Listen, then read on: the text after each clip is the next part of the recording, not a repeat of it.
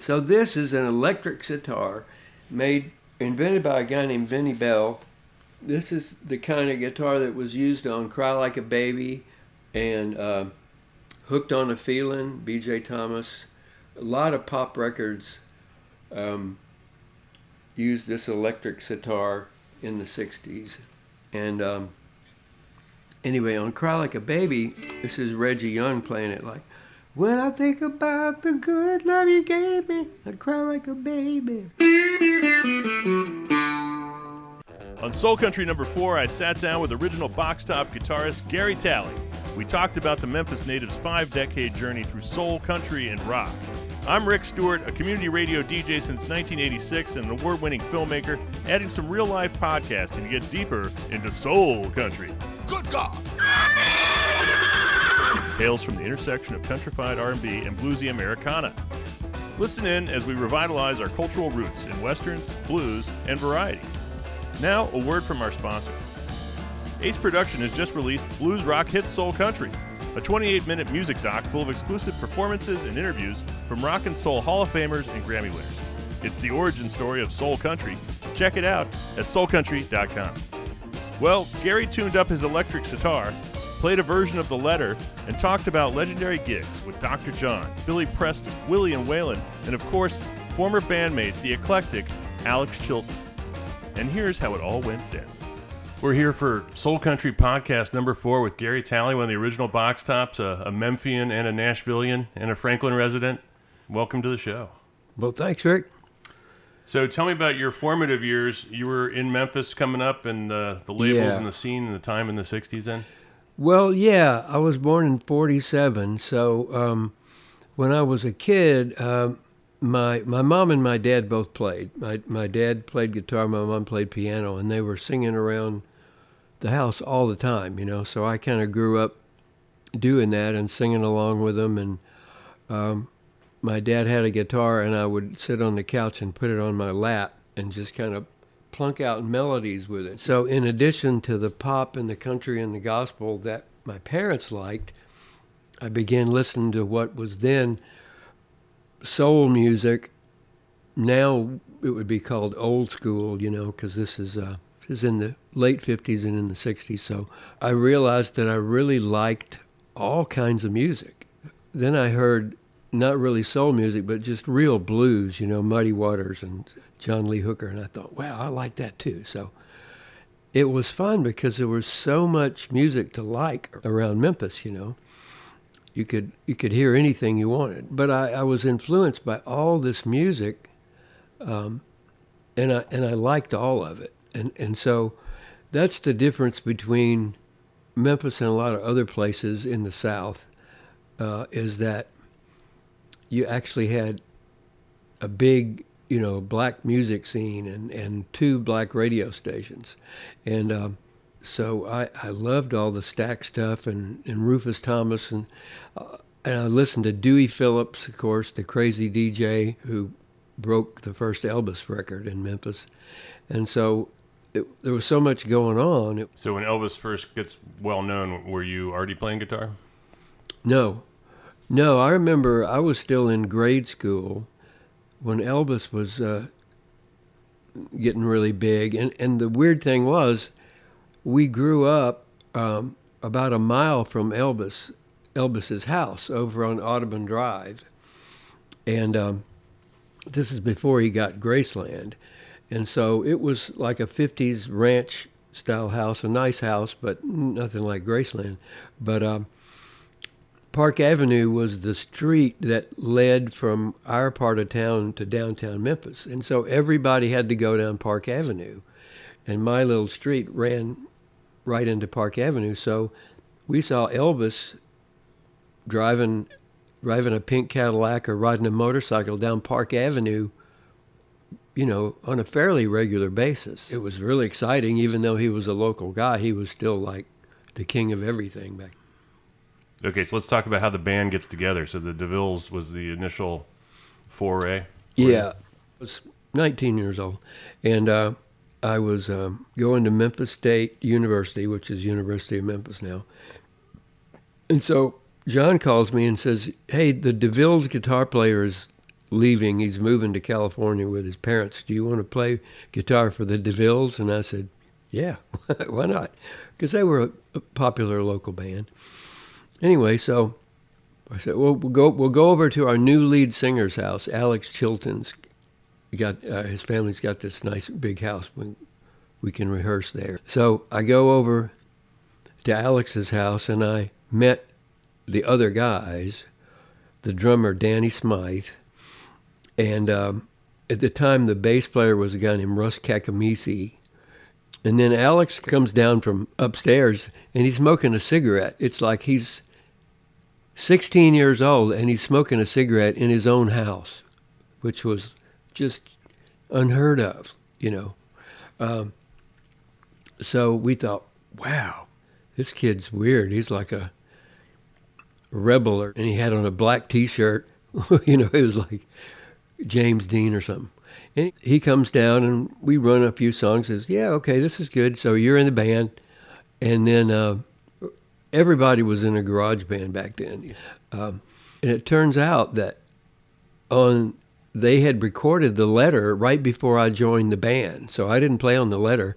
I was the guy that came in. So Richard Malone plays on the letter. He moves to California, and I take his place, but the letter still hasn't even been released yet.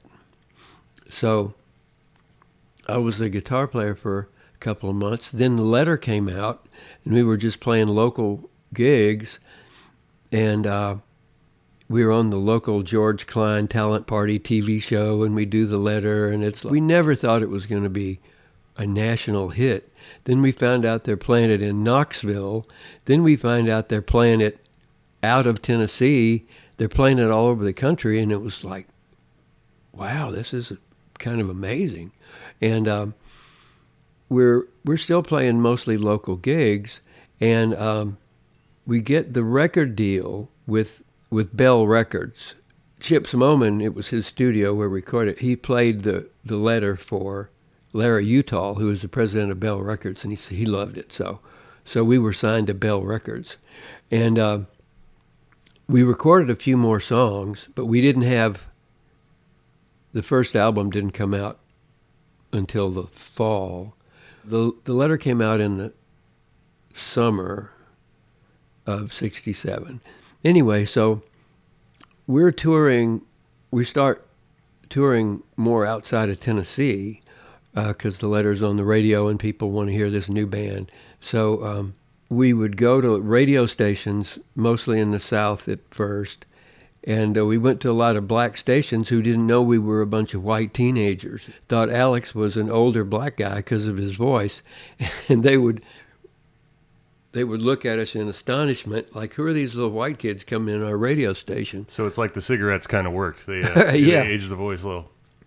Yeah, and actually, Alex had been up pretty much all night smoking and drinking before the session. It took about 30 takes to get it down right, and so his voice was just ragged when the letter was recorded. He was just hoarse and could hardly talk, and he gets that raspy sound. Of course, that was a great sound, and everybody loved it, and Dan Penn loved it, the producer, and so Dan wants him to sing like that every time now. And so he had to sound, as raspy as he could and really, put a lot into it and really sound gruff and bluesy and whatever. But his natural singing voice was a lot more smooth, which he actually went back to later when he got out of the Box Tops. So yeah, and he's famous for having the solo career as well as Big Star, and then Chris Bell was the counterpoint guy, but he was almost a Box Top. Is that true? Well, yeah. Chris and Alex were friends, and there was talk about him joining the DeVilles, actually. After we became the Box Tops, it was pretty much set, but before we were really the Box Tops and still the DeVilles, I think he toyed with the idea, or maybe Alex and Chris talked about it and maybe thought about asking him to join the band, but it never happened. And Bill Cunningham, our bass player, had been in a band with Chris called the Jinx or something like that in Memphis. So they knew him. I didn't know him at the time.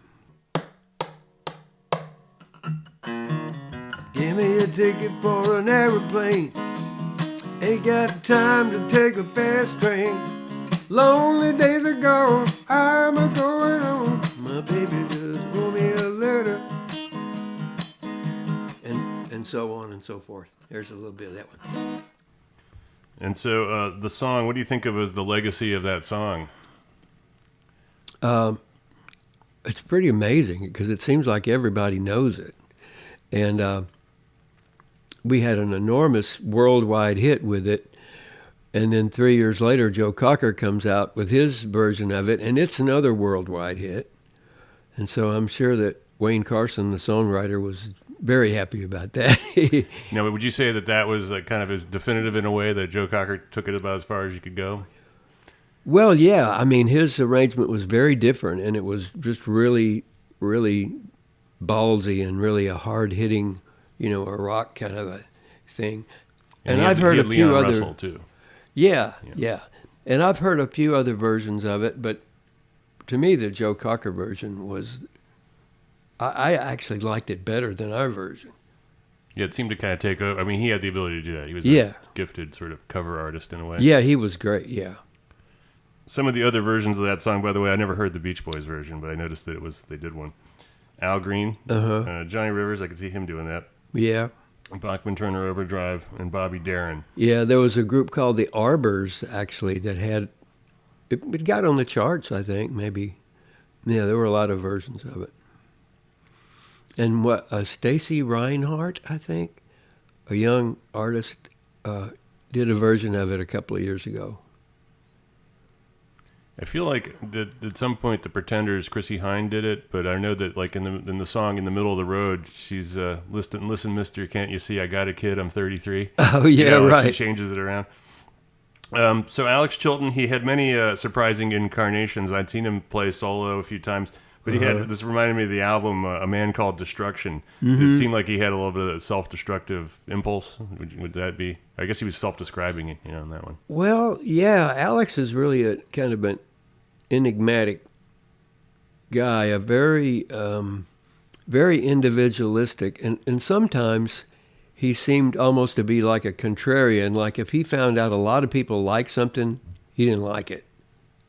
It was like, oh, that's too popular, it's not worth anything. He had very eclectic taste, and he would record the weirdest things when he made his solo albums.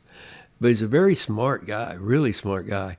Well, he wanted to do things his way. He was not some guy that could be talked into doing something he didn't want to do, especially when the box tops were over, because he felt like in the box tops, he sang a way that he didn't really want to sing, and he didn't get any say about what songs were released. The band didn't. It was all up to the producer and the record label. So, he wanted to do things his own way after that. He wanted to record his own songs, do them his way, just do everything the way he wanted it. There were some shades of the story of the Monkees in there, where the Monkees got to put together by producers, and they didn't get to record their own stuff right away. And sometimes in the sessions there were different players. Oh yeah, there were a lot of songs where the rhythm section at American Studios would record a track, and we'd come back in and sing on it, because our manager, a guy named Roy Mack, he was a local DJ, and he was a crook. He cheated us out of so much money. All he cared about was making money for himself as much as he could, as fast as he could.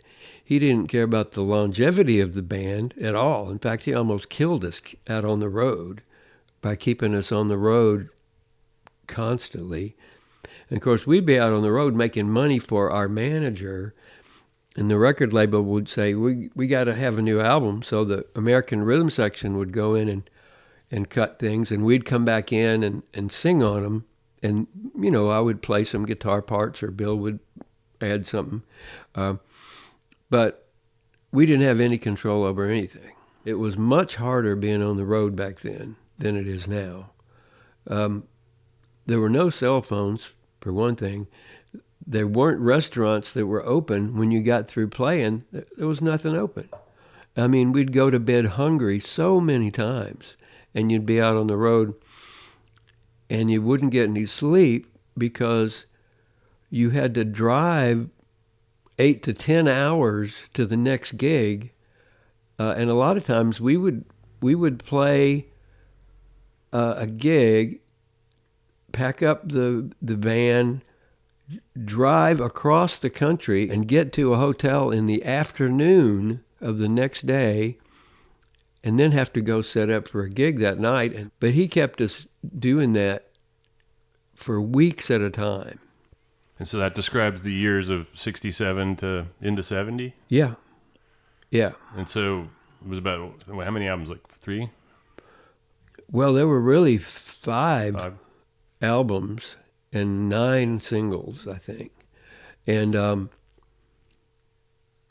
Dan Penn produced the first 3 albums. The first album had The Letter and Neon Rainbow, then the Cry Like a Baby was the second album.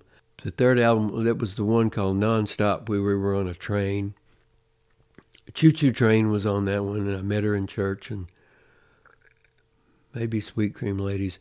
Then the fourth album, we really did 4 albums in the studio. The fourth album was called Dimensions, and by that time, Chips Moman, the studio owner, was producing us instead of Dan. Chips and Tommy Cogbill were producing us. Dan stopped producing us, probably not because he wanted to, but because he had some kind of deal with Chips where Chips had the upper hand. So the relationship of the band with Dan Penn was pretty strong? We had faith in him as a producer, you know. We thought, he's a brilliant producer. You know, the biggest hits were The Letter and Cry Like a Baby, and Neon Rainbow up until that time. Anyway, Soul Deep was our hit in '69 with Chips and Tommy producing. So, but it didn't get up in the top of the charts like The Letter and Cry Like a Baby did. And Spooner Oldham was in there somewhere? Spooner was in there right after the first album. Dan and Spooner, of course, were old buddies from Alabama, from Muscle Shoals, and they wrote Cry Like a Baby.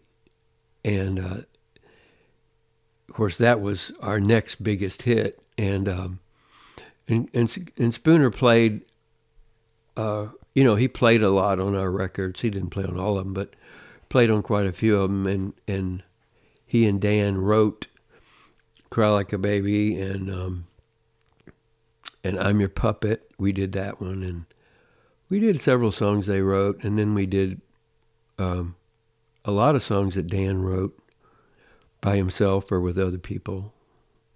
But by '69, we were just exhausted from being on the road. We were disappointed because we found out how much money we were supposed to be making, and we were just being cheated out of most of our money. And we went to England. We went to London to play. This was almost like the straw that broke the camel's back. So we go to London, which we've always wanted to do.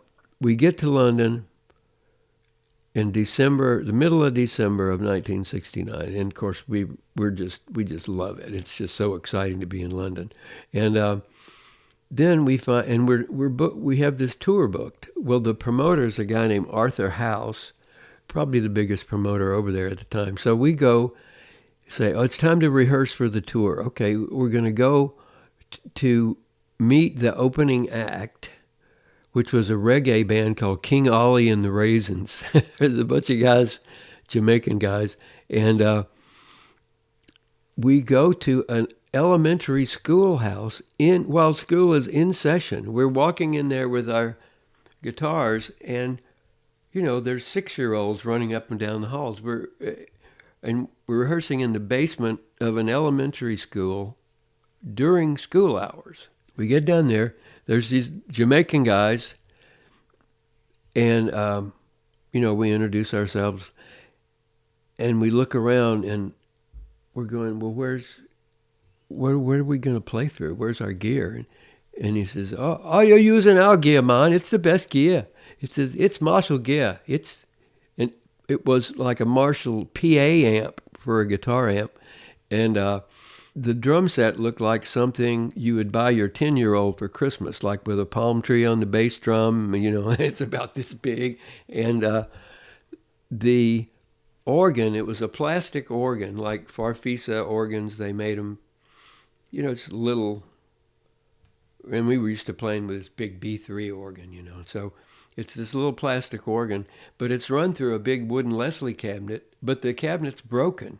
And then when it spins around, the horn whacks the side of the cabinet, and it goes ka-thump, ka-thump. Anyway, it's like, this is the awful, awful gear. And we're going, oh my God.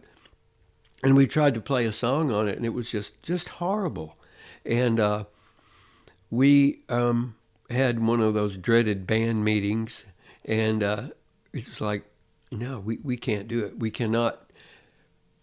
It's our first time in England, and we're going to go out there and play on this crap, And so we decided we're not going to do it unless this guy honors our contract and gets us the amps that we asked for, which were, they could be Fenders or they could be Marshall or Vox, but they had to be real guitar amps, Stage worthy. Yeah. And we called our manager and said, you got to talk to this Arthur, which is not easy in 1969 in London to make a international phone call. We got our manager on the phone.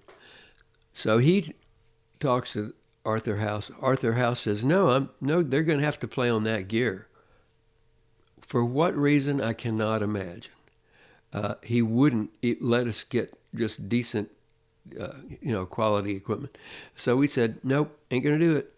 And so our bass player, who by that time was a guy named Harold Cloud, he's out in the van with King Ollie and the Raisins smoking a giant doobie. It's like Up in Smoke, Cheech and Chong, like smoke coming out of the van. And they take off for Ipswich, which is our first gig. He doesn't know the rest of the band's not coming.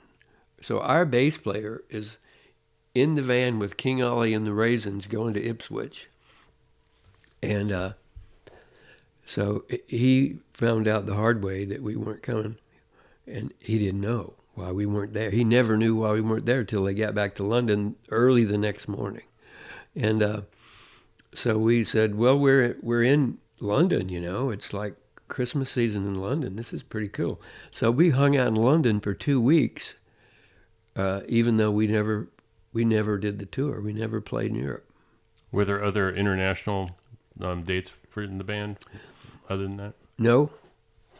That was the only thing that happened. Now, when we got back together later, we did play internationally, but in the 60s, that was our only, well, I'm not counting Canada. We played all over Canada, which was fun. Lots of fun. That's a place where the cities are even farther apart. They are, and you got to drive a long way to get from, like, Winnipeg to Saskatoon or whatever, Did you ever see that movie Festival Express? No. They put the bands on a train. It was like a Woodstock on rails kind of concept. Oh, about really? The year after Woodstock, and they had Buddy Guy and the Grateful Dead and Janis Joplin in the band. I would like to see that. Yeah, it is. It's worth seeing. But they kind of realized that the stops were too far apart, and they ran out of alcohol on the train. Oh, man. Yeah, we drove all the way across Canada in the winter on a bus without bunks, a bus that you had to sit up in. So there was a lot of crazy stuff that happened on the road. So can we throw in a little music interlude? You want to play something? Okay. So on the radio, on our very first tour, we heard this song on the radio called Whiter Shade of Pale. And it was the... Procol Harum? Yeah, Procol Harum. And this is an interesting story. Before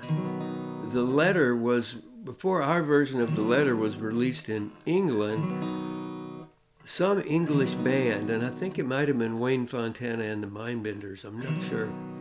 An English band heard it in the U.S., or somebody heard it in the U.S., and they tried to cover it in England and get their version out in England before ours came out.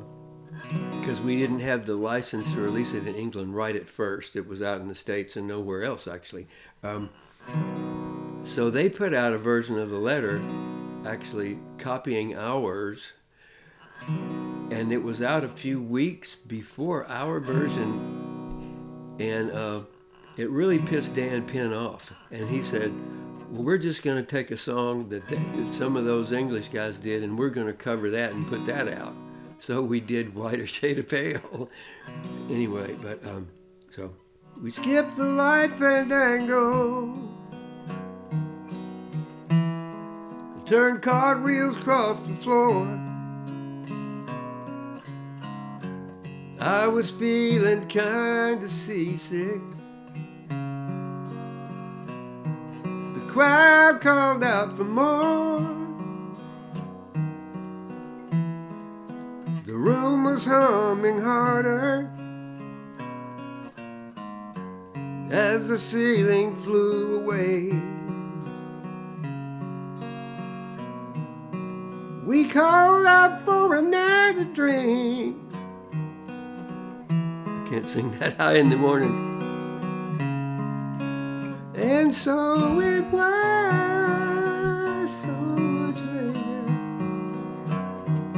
Anyway, so our version of that was on our first album, and I thought it was a pretty good version, but it never. We didn't do anything. Of course, you know, the letter was the first single, and Neon Rainbow was the second single, which,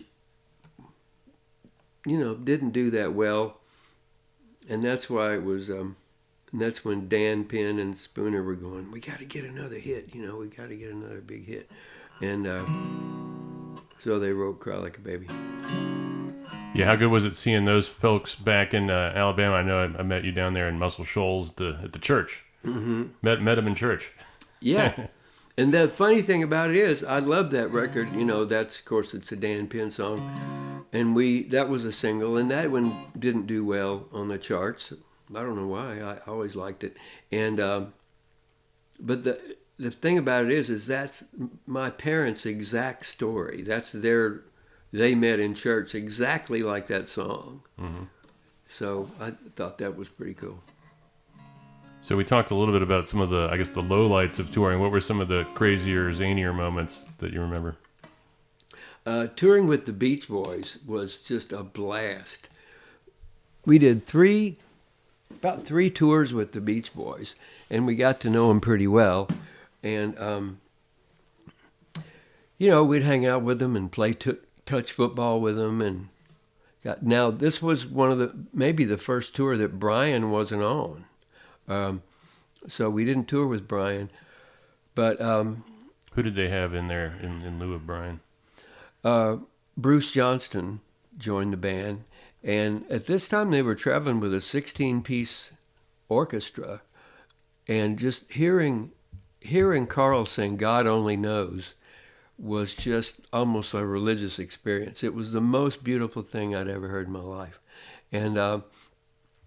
and we'd hang out with them, and they had all the horns and everything, and they had a whole other rhythm section, you know, bass, drums, and keyboards, so that even Dennis could get out and sing in front on some of the things. And I remember Dennis would always break a snare drum on every single show, because it was like a game to him. He wanted to see if he could hit the snare drum hard enough to break it, and he did it every time. It's part of the attack. Yeah, and Dennis and Mike Love didn't get along at all. There was friction between them, and Dennis was really the only real surfer in the band. You know, he really was a surfer. And Dennis I bet he had 50 girls following him all around the country and all over Canada. He had the biggest bunch of groupies I have ever seen in my life. But they were just nice guys, especially Dennis and Carl. I turned 21 on a Beach Boy tour on the road in Indianapolis. And we played a gig, and after the gig, I'm in my hotel room alone, which was usually the case, and I hear a knock on the door, and it's our bass player, Bill Cunningham, and Carl Wilson and Dennis Wilson standing at the door with a birthday cake with the candles lit, and they sing me happy birthday. So on my 21st birthday, the Beach Boys sang happy birthday to me, which was really, really cool. And then, we were talking a little bit about the British invasion coming into play around then. Did you end up on other interesting double bills of bands? Most of the bills we were on were with American groups. But in '68, we played the Miami Pop Festival, which was huge, and it was wonderful. Fleetwood Mac, the original Fleetwood Mac with Peter Green, when they were still a blues band, they were on the show. Another guy named Terry Reid was big then. He was on the show.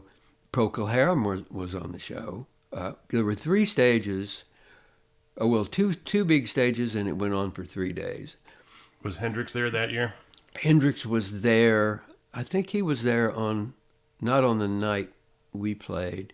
But anyway, so Richie Havens was there. On the day we played, it was the Grateful Dead, Steppenwolf, Flatt and Scruggs, and the Box Tops. I think it was in that order too. Steppenwolf was the band that coined the term heavy metal. Yeah.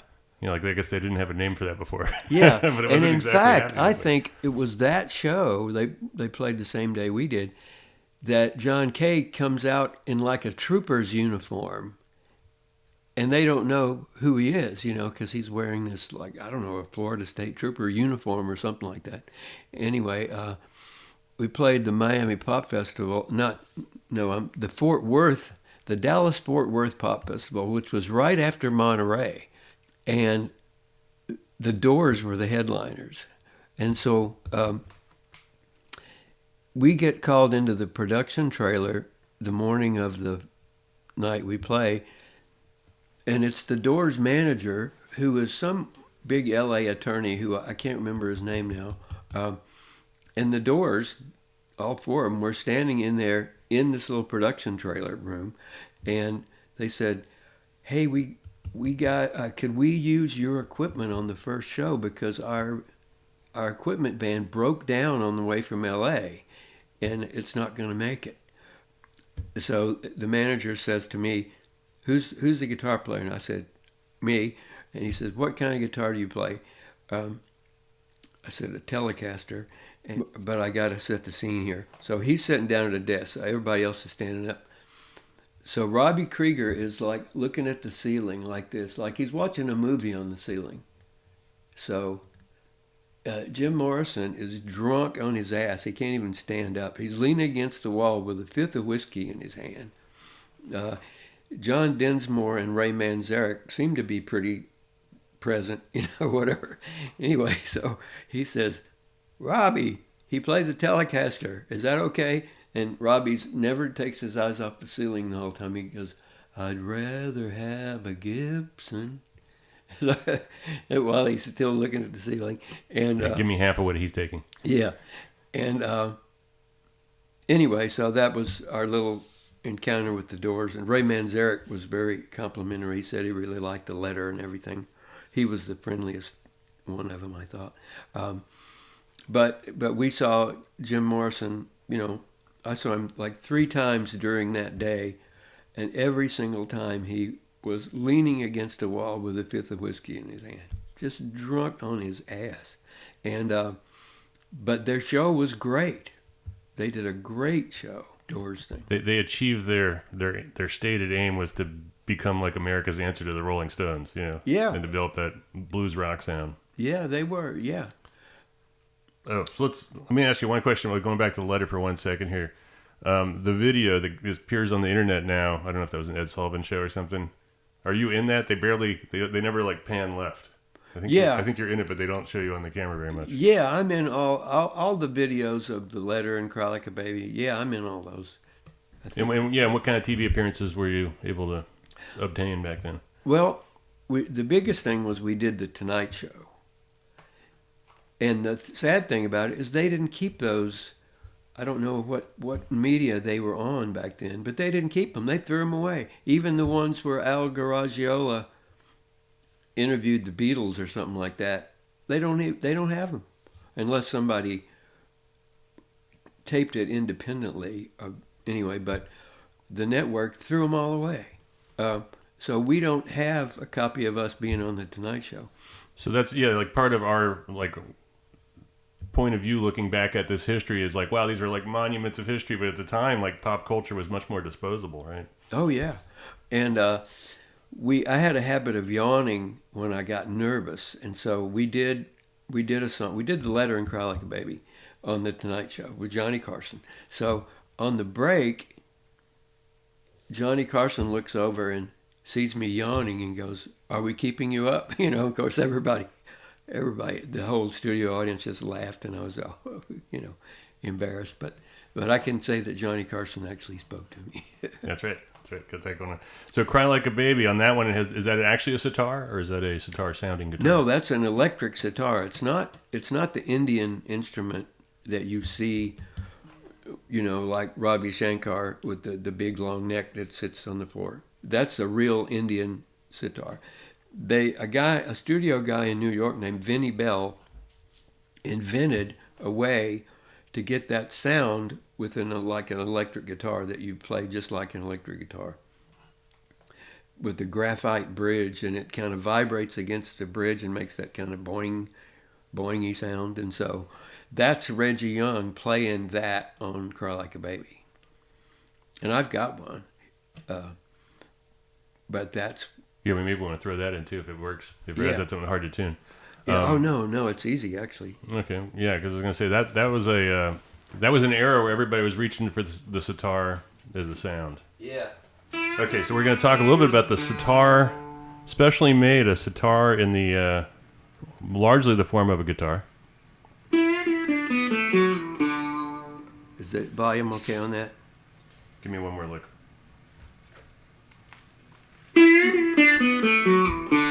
That's good. So introduce that piece of equipment there again. So this is an electric sitar invented by a guy named Vinnie Bell. This is the kind of guitar that was used on Cry Like a Baby and Hooked on a Feelin', B.J. Thomas.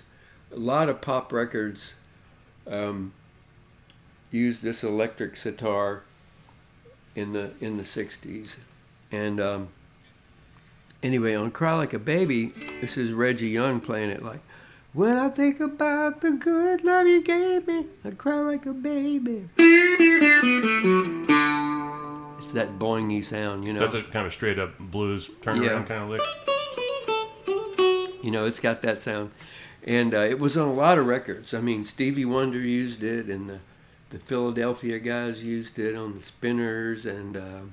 So it starts off with like George Harrison and his lessons from Ravi, and then Brian Jones hears that and he's played on the Painted Black or something. Yeah, and those had a real Indian sitar on it, the big kind that's made out of a gourd with a big long neck. This one wasn't invented until I believe '68. So then you started hearing this guitar on records. You would hear an electric sitar, and you would rarely hear a real Indian sitar on a record. But this like a, that Paul Young, Every time you go away. Yeah.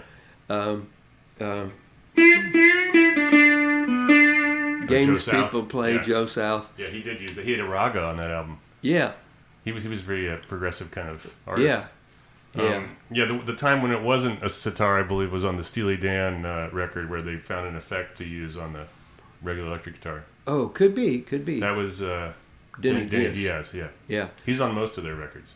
they piled other guitarists above him, but he was kind of he's the train that sailed through the night kind of I thing. saw that maybe, I don't know if it was the first tour they ever did or not, but in '73 I saw him play at the Electric Ballroom in Atlanta with the original guys, with Jeff Baxter and Denny Diaz and Michael McDonald on keyboards, and it was an amazing show. Right, yeah, he gave him some more heft on the backup vocals. Yeah, he did. Yeah, he did. Interesting. He wasn't singing any lead with him. He just sang backup vocals and played keyboards. So you doubled up on keys, Mm-hmm. Just Fagan still on an organ versus pianos. Mm-hmm. Yeah. Yeah. They really figured out a lot of stuff. Yeah. I'm still impressed by their records when I play. Oh, me too. I love that band. So, yeah, we talked about sitar. That was the track I was mentioning from Lee Dorsey with Alan Toussaint was "Give It Up," which takes off on that whole. It doesn't fit with that. It just kind of uses it, Yeah. It wasn't tapping into India. Let's put it that way. Right. Yeah. Right. It was tapping into the British sound. And then I remember this one.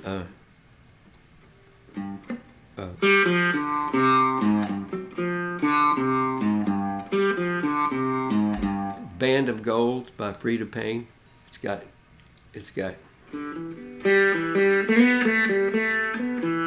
Anyway, it's in that record too. Yeah, that was going on for about 3 or 4 years, right? It was like the sitar guitar era. Yeah. So we talked a little bit about Wayne Carson, also known as Wayne Carson Thompson, wrote the letter, Yeah. and then I noticed later on in your discography, you're on the "You're Always on My Mind" album. Was that a connection, or was that just coincidence? It was really kind of a coincidence. I was doing, this was in, I guess, '82 maybe. I was doing sessions. I had moved to Nashville. Chips Moman actually asked me to move. I was living in Atlanta in the '70s, but so I was doing sessions with Chips Moman, and I would hang out at the studio a lot of times, even if I wasn't doing anything that day, because it was just fun to do. So I was there when they were recording the Willie Nelson, a lot of the Willie Nelson stuff. Anyway, so I go by the studio, and they've cut "Always on My Mind," and they haven't put the backup vocals on it yet. So I'm sitting there with Chips and his wife, Tony Wine, and Bobby Wood, the keyboard player, and they're waiting for Johnny Christopher, who was one of the co-writers of the song, to come and sing the backup parts. Well, Johnny never shows up. And I'm sitting there, and they go, "Well, guess Johnny's not going to make it. You want to sing backup on this?" And I said, "Sure." So it just happened to be, I was just hanging out doing nothing, and they said, "You want to sing on this?" So it's good to hang out at the studio then. Yeah, it really is. So what was Willie Nelson like? Did you get to pal around with him at all? Oh, yeah, he was great. I just love Willie Nelson. He is one of the coolest guys in the world, and he's so laid back. I mean, I never really, I met him a couple of times, but I never really sat there and had a long conversation with him. But everybody just loves the guy. I mean, he's the sweetest guy in the world. And I knew Jody Payne, his guitar player, for like more than 20 years. I knew Jody pretty well. And I recorded some at his studio, Willie's studio, Pedernales, at the golf course there, and because Chips designed that studio for him. Is it outside of Austin somewhere? Yeah. Yeah, it's outside of Austin. That was a big thrill, just recording at that studio, and I got to play his guitar Trigger, the one with the hole in it, so that was great. And Darrell Royal, the coach of Texas football coach, and Jeannie Seeley were there hanging out with Hank Cochran, who wrote so many country hits, Make the World Go Away, and a lot of others. We did a record on Hank Cochran that I played on that never got released. It never got finished. But that was a big thrill, hanging out at Willie's studio and seeing him on the road a few times, and had lunch with Allie McGraw and Mickey Raphael one time. So that yeah, nice.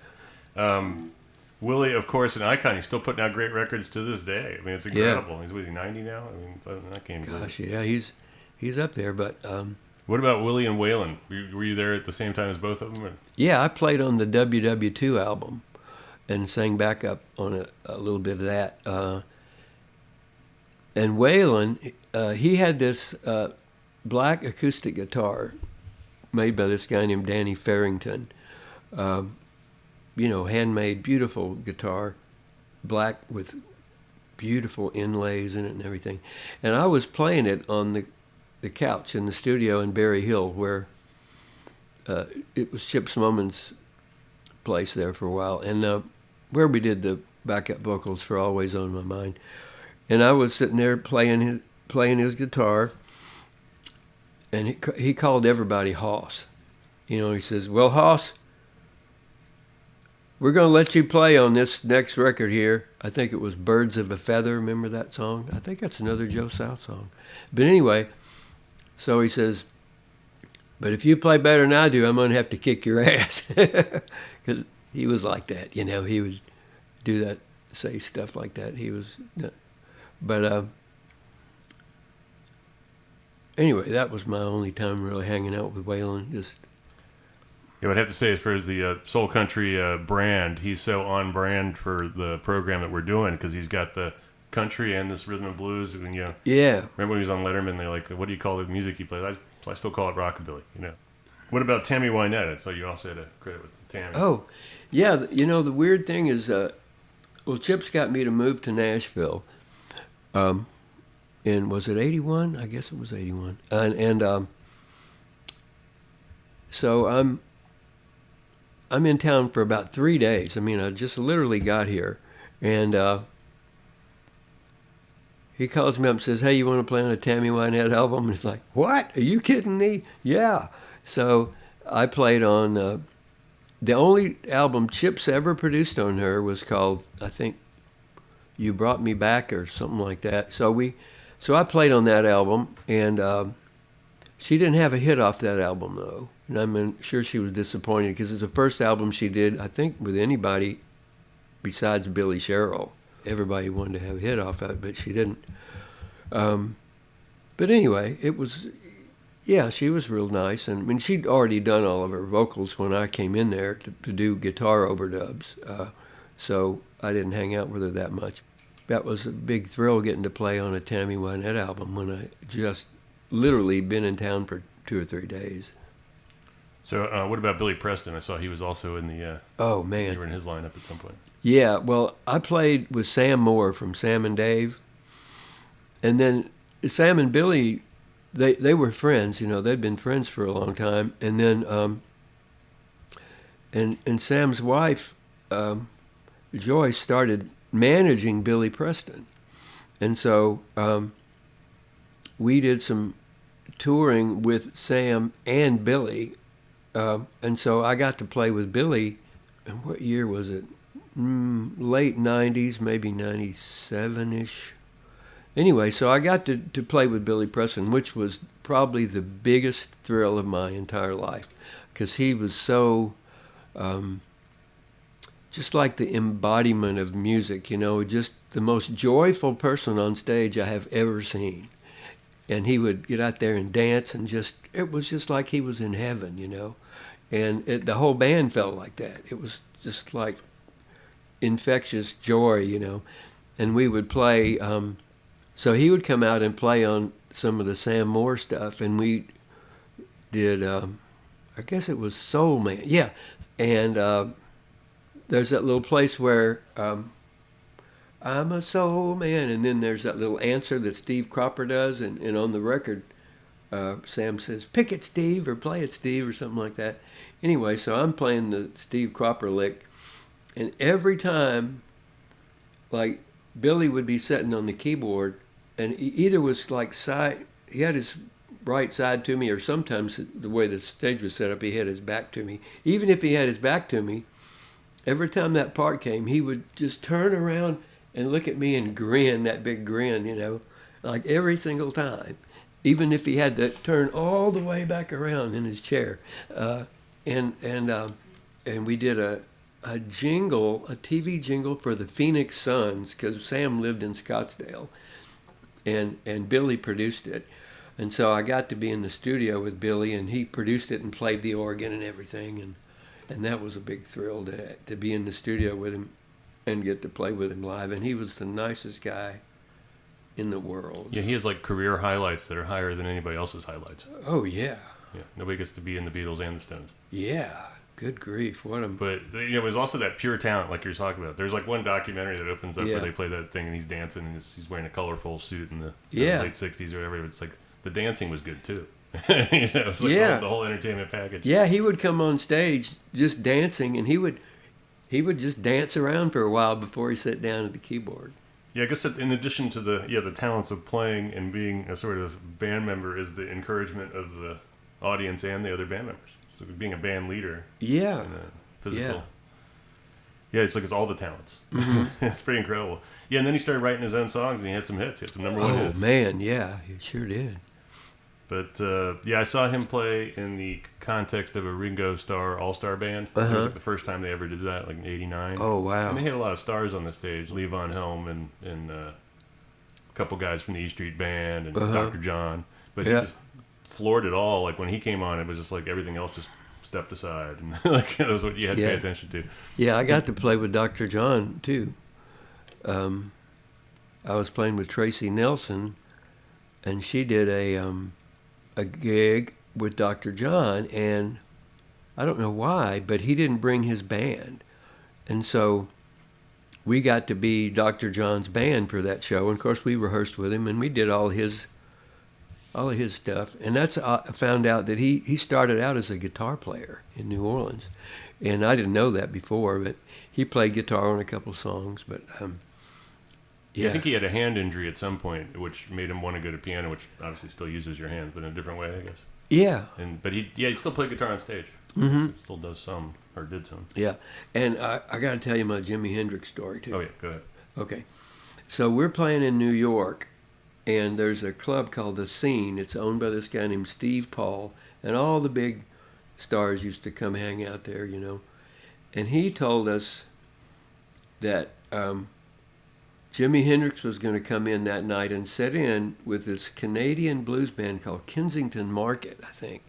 Anyway, so me and our equipment guy, Cleve, we go down there to The Scene. It's a little club like the Bluebird, and we sat right in front of the stage. It's also a little stage like the Bluebird. You know, it's like a 10-inch stage. It's not a big stage. So we're right there at the foot of the stage. And so this band does their set. You know, everybody's kind of like looking around. Is he coming? Is he coming? So Hendrix comes out on stage during the break. He's got a white Stratocaster, and he's got a fuzz face distortion pedal and a wah-wah pedal.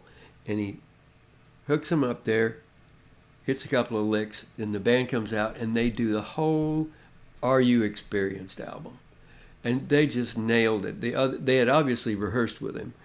And he did, you know, Purple Haze and all that stuff from that first album. And I was like 8 feet away from him, just like looking up at him.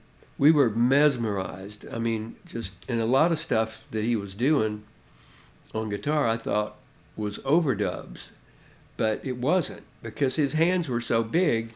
You know, he could put his thumb down here and reach way up here with his pink. I mean, he had these huge hands. And anyway, so he did the show, and we were just literally in a trance. You know, we were like, my God, did that just happen? And we're standing in the lobby, and there's a door that leads to backstage, and we thought, oh, he's getting a limo. He's gone, you know. So we're sitting there. He comes. The door opens right beside me, and Jimi Hendrix comes out. And I just look at him, and I just stuck out my hand and said, oh, Jimmy, you're the greatest, or something. I was just like, I don't know what I said. I just babbled like, oh, my God. And he shook my hand and said, thanks, man, you know, just very humble, and walked on. But that was a huge thrill for me, not just to get to meet him, but to see him play that close, you know, like That was amazing. Yeah, you can learn a lot as a guitar player just from watching him, right? I mean, Yeah. even if he's left-handed and all that. Yeah, and he was doing that stuff, where he would put it on one pickup and then do that little machine gun thing. That little thing you can do on a Stratocaster with the pickup selector switch and stuff. Just doing all this stuff, it was like, wow. Well, he had it upside down too, so he could like ride the volume while he was doing this. Yeah, he could do all this stuff that I'd never seen anybody do before.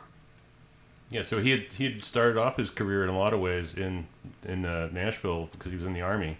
Yeah, playing on Jefferson Street. Yeah. Yeah, because that is another little epic of history. That was the part of the evolution of his style. Yeah, and he played with Wilson Pickett right before we did a tour with Wilson Pickett in '67, and Jimmy, I think, had just played with him right before that. All right, so we talked a lot about collaborations that you've already done. What would you say would be on your wish list of collaborators? Steely Dan is like one of my favorite. Gosh, to play with Steely Dan would be great. Well, Michael McDonald, he's great. I'd love to play with him. I know his guitar player that's doing it now, but of the newer people that I haven't played with, I like Bruno Mars a lot. He's cool.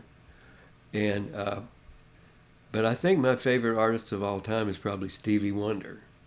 And I probably won't get to work with Stevie, but I saw him the last time he was here, like at Bridgestone, I don't know, 7 or 8 years ago, I guess. So I'd love to work with Stevie Wonder. And I also love to work with, again, I would love to work with Spooner and Dan. I got to play with Spooner a little bit at Reggie Young's kind of memorial thing. And those guys, they're still my heroes. I mean, Chips Moman, he's gone now, but working with Chips and Spooner and Dan and Wayne Carson, he passed away too. Those guys, just getting to work with them was great. But Dan and Spooner are still right at the top of my list. Did you get down to Muscle Shoals much, either working or? No, but I had such a great time the last time I was there. I got to get down there more often. The last time I was down there before that is I went down and sat in with the Decoys when they were playing with Bonnie Bramlett. And so I got to play with them and Bonnie, and I've done several gigs with David Hood. And we did a Memphis Boys show, the rhythm section from Memphis that played on all the Elvis stuff and B.J. Thomas and a lot of our stuff. They were called the Memphis Boys, and they did a big show, and I got to play with them on that show. Of course, Reggie and Bobby Emmons and Chips were all still alive then, and Wayne Carson. That was like 11 maybe. All right, so let's talk about, in addition to, you said there's some Fox Top reunion shows coming up as well? We do a lot of things with the Buckinghams and the Association and the Grassroots. And I think this one is going to be the Buckinghams and the Association. And we did the 2017 Happy Together tour with the Turtles, and that was just a blast. I love that. And so we got to tour with Chuck Negron and the Cowsills and the Association and Ron Dante of the Archies, and of course Mark from the Turtles. And then I don't know if Mark's health is going to be where he can do another one or not. Yeah, I love playing with those other groups because we met them back in the 60s, 55 years ago, and here we are again. We were teenagers back then, and here were these old guys in our 70s and 80s, and we're still playing with the same kids we met back when we were teenagers in the 60s. Do you think the music will keep you young, in a way? Well, yeah. I mean, it seems to. Of course, it doesn't keep everybody young. Obviously, people die, but I don't feel very much different than I did then, really. And I'm actually way better as a musician. I'm way better than I was back then. So So the atmosphere, I just wanted to go back to 2010. I have a friend, Collins Kirby, who booked you in. I think it was in Fort Payne, Alabama, and he said Alex showed up in like a 3-piece suit and a hat or something, and everybody else in the band was wearing t-shirt and jeans or something. Yeah. Yeah, Alex is a weird guy. He was really into that. As he got older, he was into wearing Brooks Brothers suits and stuff and, playing classical guitar and just you never know what he's going to do. So was he hard to convince to come back to a reunion? It seemed like he would be. I thought the first thing I said when Bill said, "You want to come back and play again?" This was in 90, into 96. We'd been broken up for like 28 years, and I said, "Well, yeah, I'd love to, but Alex will never do it." And he says, "I already got Alex. He's the first one I asked." And I was shocked that Alex would do it. And I said, "Well, yeah, I'd love to do it." And so we toured with Alex in the original lineup from 97 to 2010 when Alex died. And he was only 59 when he died. Yeah, and he was living down in New Orleans, right? In New Orleans, yeah. And you were talking about the songs that were floating through the airwaves in the 60s? Yeah. Well, I loved it. I loved all the Alan Toussaint stuff. Ernie Cado, Fats Domino, Lee Dorsey, Clarence Frogman Henry, all the New Orleans stuff. I didn't know about the piano players then. Dr. John, at that time, wasn't an artist, but he played on a lot of the records that I liked. I didn't know it at the time. And then later I got to play with Dr. John. But yeah, I loved all the New Orleans stuff, and Alex did too. And he moved to New Orleans. I mean, there were years when Alex was basically unemployed. I mean, he literally worked as a dishwasher in a restaurant in New Orleans for years. He loved New Orleans. He lived in New Orleans for a really long time. And he had a funky old house in the Tremé neighborhood. He just loved it. He rode his bike down and met me at the Café Du Monde, and we had beignets, and he just loved New Orleans. So let's go back to like when the band first broke up. Then he went and recorded an album that didn't really come out. I got it later, like in '96, probably the same time you're talking about, which was just called 1970. Yeah. Yeah. Were you around at that time or? He did a song that Alex and I co-wrote. We only co-wrote one song together, and it's on that album that they called the 70s Sessions.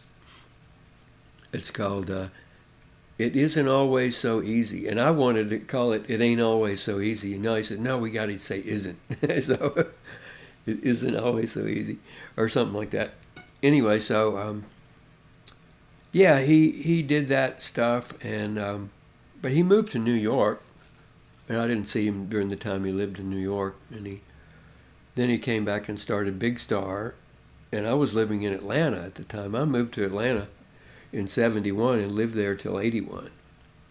What was your impression of Big Star? Did you get the records when they came out and all that? Yeah, I did. And what I thought was a lot like Alex's music is like some of this stuff is great and some of it's awful. That was my first impression, is like, how could these two songs even be on the same record? I mean, this one just sounds like shit and this one's brilliant, But they became, as like the present day criticism and book writing talks about, like the second most important underground band behind the Velvet Underground. Yeah. They got the cult following, REM, all this stuff happened later. Yeah. The world became more like they were. Uh-huh. Yeah, and Alex would do that too. He would do stuff that I just thought was just brilliant, and then stuff like, what the hell is that? Just totally eclectic and unpredictable. A little uneven. Yeah. Yeah, I had like Feudalist Hearts and the Man Called Destruction, some of those solo records. Yeah, he was, he learned to be, all during the 70s and 80s, he became a really good guitar player. He wasn't any good at, nobody was any good. In the 60s, we were just kids. We were just learning how to play. But he became a really good player. Yeah, so, look, the American scene didn't have as much of that value on the musicianship. That's one of the things I kind of noticed off the British scene. Like Little Steven from the E Street Band was like, we were looking up at the Yardbirds and the Beatles and all that. Mm-hmm. We're still looking up at them. It's like how did that happen? Yeah. Why do you think they were able to get such a good grip on American music? I don't know how that worked. I know, they heard a lot of stuff in Liverpool because it was a big seaport, and they would have people coming from all parts of the world there to Liverpool, and so I guess they heard music. I mean, they were listening to blues, and they were listening to Muddy Waters and stuff, and even though I grew up in Memphis, I didn't hear Muddy Waters until I was 20 years old. I heard the soul music, the R&B, but I didn't hear real blues until I was 20 years old. And by that, the Beatles guys are like 5, 6, 7 years older than I am, and so they were turned on to the blues that was happening in my town down the street. On Beale Street. They actually heard that music before I did, because I don't think most white kids were exposed to that music until the English groups kind of reintroduced it. Yeah, like some of that stuff had become like a minor hit in the 50s, maybe it was before your time even. Yeah, like Mojo Working or whatever. Like the stuff that the Rolling Stones did on their first 2 records were songs that were American blues songs that I hadn't heard before. Yeah, they'd discovered Slim Harpo already on the first album. Yeah, They were good at collecting records. I did hear Slim Harpo, though, because they did play Scratch My Back on the Memphis radio. Jimmy Reed, some of those guys, they had... I was going to bring up the blending of country. So Liverpool is still the capital of country music in England. And that was important to the Beatles sound. And even when they plug in Billy Preston, they're doing One After 909, he throws in like the honky-tonk piano bit. And it's like it's all known. You got to know both kind of halves to have the whole egg of rock. Yeah, that's true. They were into the Carl Perkins and stuff. The rockabilly thing, which is like... I saw the Stones here play the outdoor show last year, and Mick introduced Ron Wood, and he's like a professor of Tennessee stuff or something like that. Like I think they focused more on some other locations, Chicago, Mississippi, whatever, Texas even. Yeah. But it's amazing how much they could pull off of these records that are so distant from them. Yeah. So how about wrapping it up with just a little outro music, something instrumental or.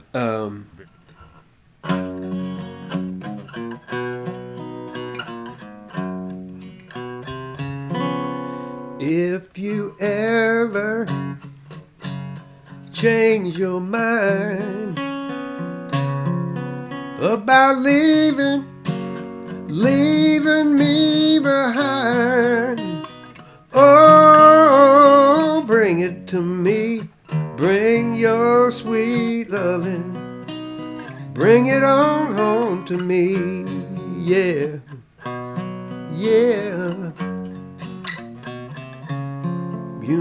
I laughed when you left, but I only hurt myself. Oh, bring it to me, bring your sweet loving, bring it on home to me, yeah.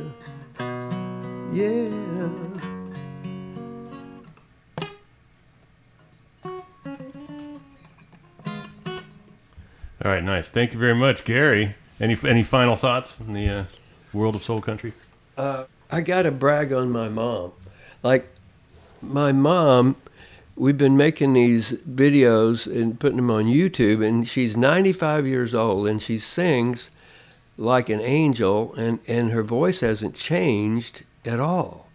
And so if you go on YouTube to the Gary Talley YouTube channel, I got 30 videos of my mom and I singing all kinds of songs, gospel, country, and my friend Belinda Leslie singing harmony. And my mom is being kind of exposed to the world now, and she's always been like the church lady in Memphis that played piano at church and stuff now, and now she's getting cards and letters from all over the world, you know, saying how they love her voice and stuff. So I want everybody to check out the Gary Talley YouTube channel and see my mom. Nita Talley is her name. All right, well, a solid recommendation on how music is the fountain of youth, really. Yeah. Thanks again to Gary and to Reed Hastings for our theme song, We Ride. A tip of the cap to Film Delicious, and don't forget to take a look at podcast Origin Story, blues rock hit Soul Country, now available for free on YouTube in the Blues Center channel. It's a 28-minute romp through my interviews with Hall of Famers and Grammy winners over the last 3 decades. Check that out, and we'll compare roots music notes next time.